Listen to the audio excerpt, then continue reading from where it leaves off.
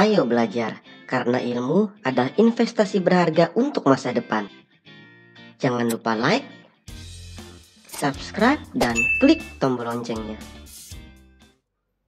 Video book, mata pelajaran pendidikan agama Islam dengan materi tata krama, sopan santun, dan rasa malu.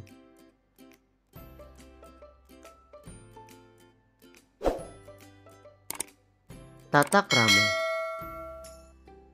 Pengertian tata krama dalam Islam. Pengertian yaitu kebiasaan berperilaku sopan santun yang ada dalam lingkungan manusia setempat. Misalnya cara makan, minum, menyapa, memberi hormat, berbicara, berpakaian, dan bersikap jika ada tamu yang datang ke rumah kalian.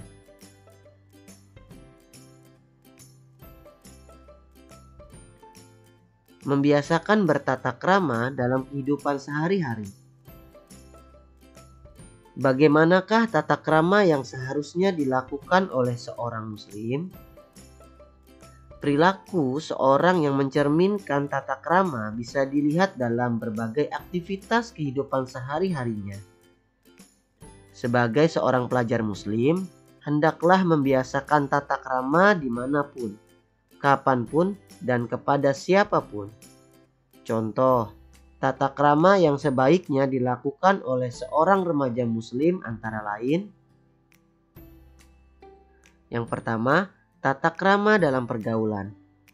Sebagaimana diketahui bahwa manusia merupakan makhluk sosial yang senantiasa bersosialisasi atau bergaul dengan yang lain. Agar pergaulan menumbuhkan kenyamanan, hendaknya memperhatikan tata krama dalam pergaulan, antara lain sebagai berikut. Ramah kepada semua orang. Memberi perhatian kepada orang lain. Dilandasi ukhuwah Islamiyah. Selalu berusaha menjaga perasaan orang lain. Bersikap ingin membantu. Memiliki rasa toleransi yang tinggi. Mampu menguasai diri dan mengendalikan emosi dalam situasi apapun. Menjalani hubungan yang baik dengan umat pemeluk agama lain.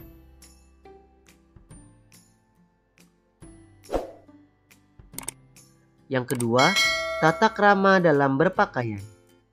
Tahukah kalian bahwa pakaian merupakan cermin pribadi seseorang? Ya, dari cara berpakaian akan diketahui sisi pribadi seseorang. Apakah dia termasuk orang yang rapi, bersih, atau sebaliknya? Dari segi fisik, pakaian berfungsi menutupi aurat. Sebagai pelindung dari sengatan panas, sebagai pelindung dari udara dingin. Sementara dari segi rohani, pakaian memiliki fungsi untuk melindungi diri dari perbuatan maksiat. Pakaian rohani yang dimaksud adalah ketakwaan kepada Allah Subhanahu wa Ta'ala. Perlu diketahui bahwa aurat merupakan bagian tubuh manusia yang tidak boleh diperlihatkan atau dipertontonkan kepada khalayak. Oleh karena itu, sebagai orang pelajar muslim, hendaknya memiliki tata krama dalam berpakaian.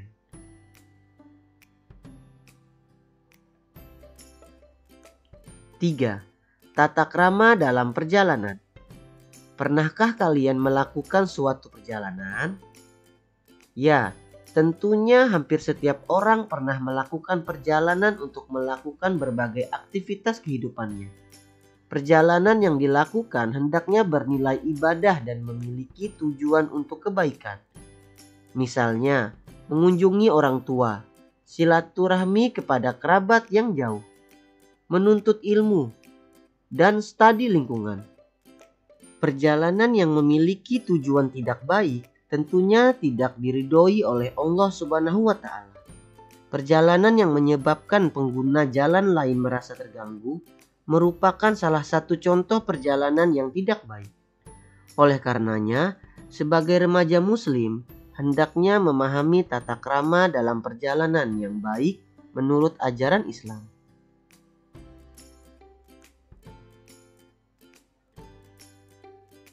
Empat, tata krama dalam bertamu dan menerima tamu. Tentu kalian pernah bertamu atau bahkan pernah dikunjungi oleh tamu. Apa yang biasanya kalian lakukan ketika bertamu ataupun menerima tamu? Sebagai remaja muslim, hendaknya mencontoh perilaku Rasulullah SAW dalam bertamu dan menerima tamu. Bahkan, Baginda Rasulullah mewajibkan umatnya untuk menghormati dan memuliakan siapapun tamu yang berkunjung ke rumahnya.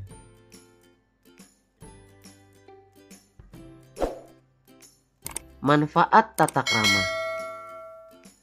Setelah mempelajari tentang bagaimana cara bertata krama dalam kehidupan sehari-hari, tentunya kalian bisa melakukannya, bukan?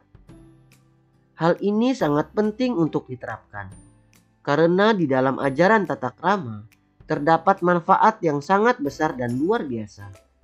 Tata krama sangat penting bagi kehidupan seorang muslim, sebab dengan tata krama dapat menjadikan pribadi yang disegani, dihormati, dan disenangi oleh orang lain. Memudahkan hubungan baik dengan orang lain. Memberi keyakinan kepada diri sendiri dalam setiap situasi. Memelihara suasana yang baik dalam berbagai lingkungan, baik itu lingkungan keluarga maupun tempat belajar atau bekerja.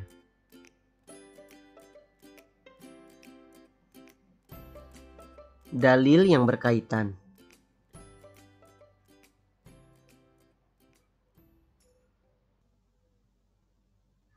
لقد كان لكم في رسول الله أسوة حسنة لمن كان يرجو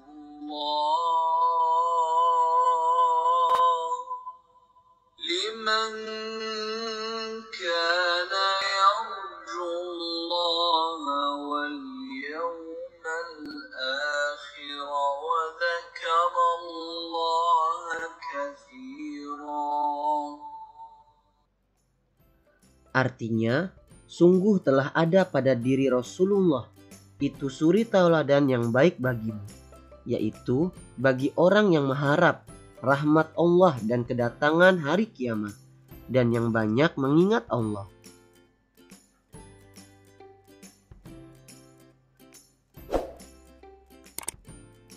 Sopan santun. Pengertian sopan santun, yakni peraturan hidup bagi tingkah laku manusia yang timbul dari hasil pergaulan sekelompok itu yang berisi perintah, larangan, dan sanksi tertentu.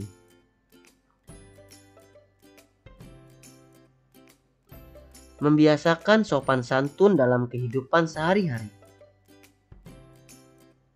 Sopan santun sangat penting untuk dibiasakan dalam kehidupan sehari-hari. Pembiasaan dapat dimulai dari orang-orang terdekat, seperti orang tua, guru, dan para tetangga. Pembiasaan juga dimulai dari hal-hal yang sederhana, misalnya sopan santun dalam menyapa saat bertamu seseorang, sampai dengan sopan santun pada halayak ramai. Sikap sopan santun juga sangat baik dilakukan oleh siapapun, mulai dari anak-anak sampai orang tua, oleh rakyat biasa sampai pejabat, yang berpendidikan rendah sampai berpendidikan tinggi. Semuanya perlu menerapkan sopan santun. Dalam hadis Rasulullah SAW menegaskan bahwa sifat santun dimiliki oleh orang yang pandai itu sungguh sangat indah dan tiada tara.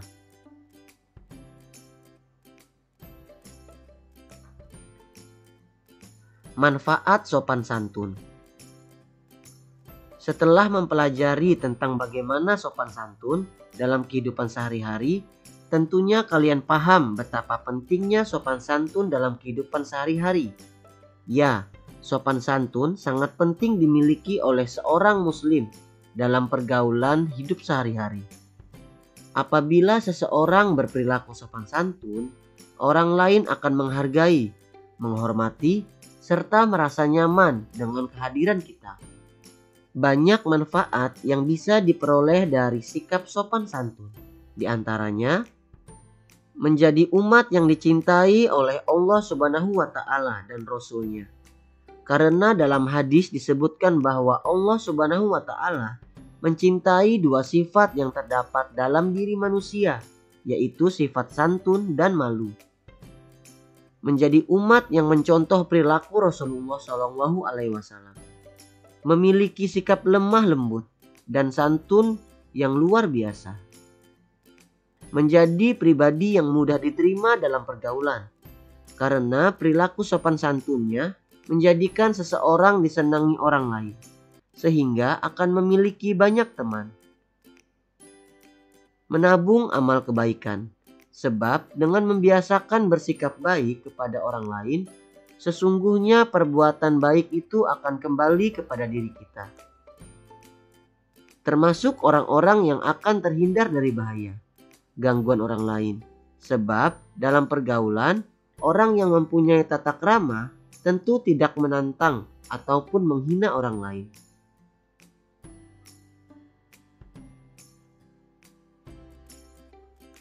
Contoh-contoh sopan santun. Menghormati orang yang lebih tua. Menerima sesuatu selalu dengan tangan kanan. Tidak berkata-kata kotor, kasar, dan takabur atau sombong. Tidak meludah di sembarang tempat. Tidak menyela pembicaraan. Berpakaian dengan sopan dan santun. Membuang sampah pada tempatnya.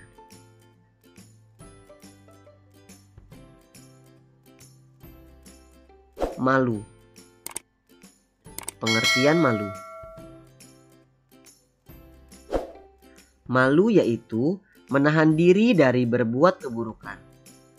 Malu dalam bahasa Indonesia artinya merasa sangat tidak enak hati karena berbuat sesuatu yang kurang baik atau segan melakukan sesuatu karena ada rasa hormat, agak takut, dan sebagainya.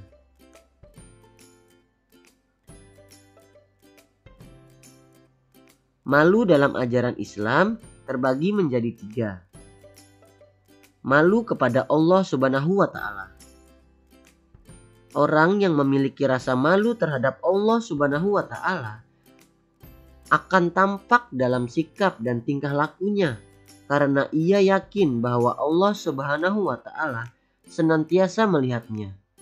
Bentuk malu kepada Allah Subhanahu wa Ta'ala antara lain malu apabila melanggar aturan Allah Subhanahu wa Ta'ala. Malu apabila tidak bersyukur atas nikmat yang diberikan Allah Subhanahu wa Ta'ala. Malu apabila menjadi orang yang selalu tergantung pada orang lain. Malu apabila tidak sungguh-sungguh dalam beribadah.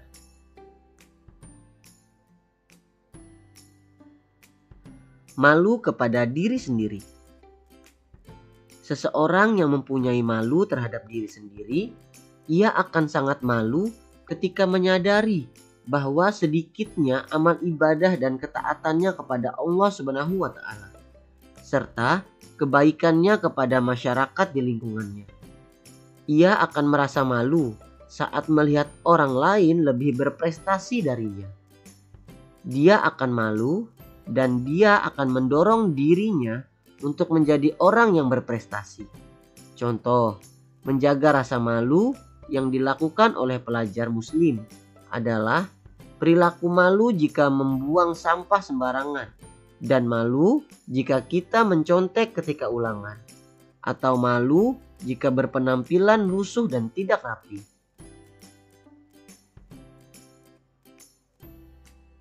Malu kepada sesama manusia.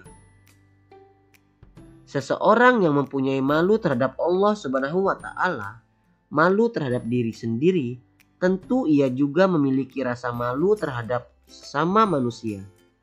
Malu kepada sesama manusia akan ditunjukkan dengan perilakunya, yang malu apabila berbuat zalim dan mengambil hak orang lain.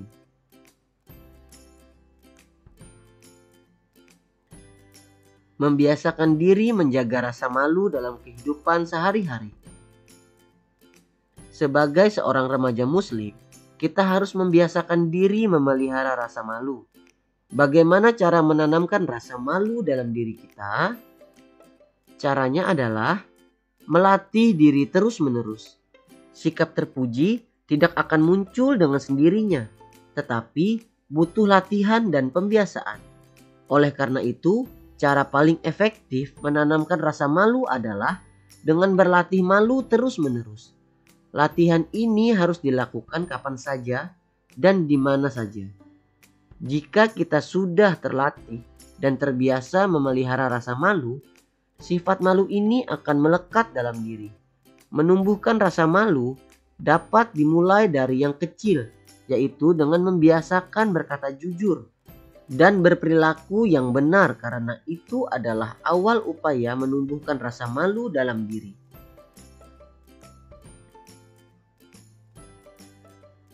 Manfaat membiasakan diri memelihara malu. Sebagai seseorang pelajar muslim, kita harus memiliki rasa malu, karena rasa malu itu akan menghalangi seseorang yang berbuat maksiat.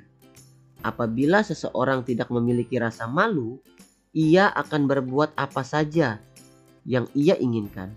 Ia akan larut dalam perbuatan keji dan mungkar.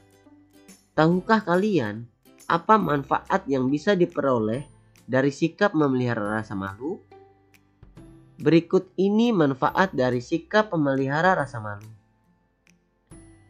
Yang pertama, malu merupakan sunnah para nabi dan rasul.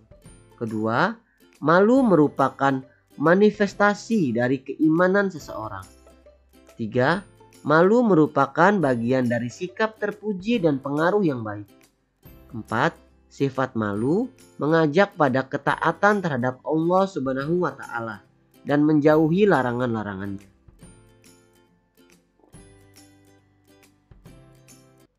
Bentuk-bentuk rasa malu.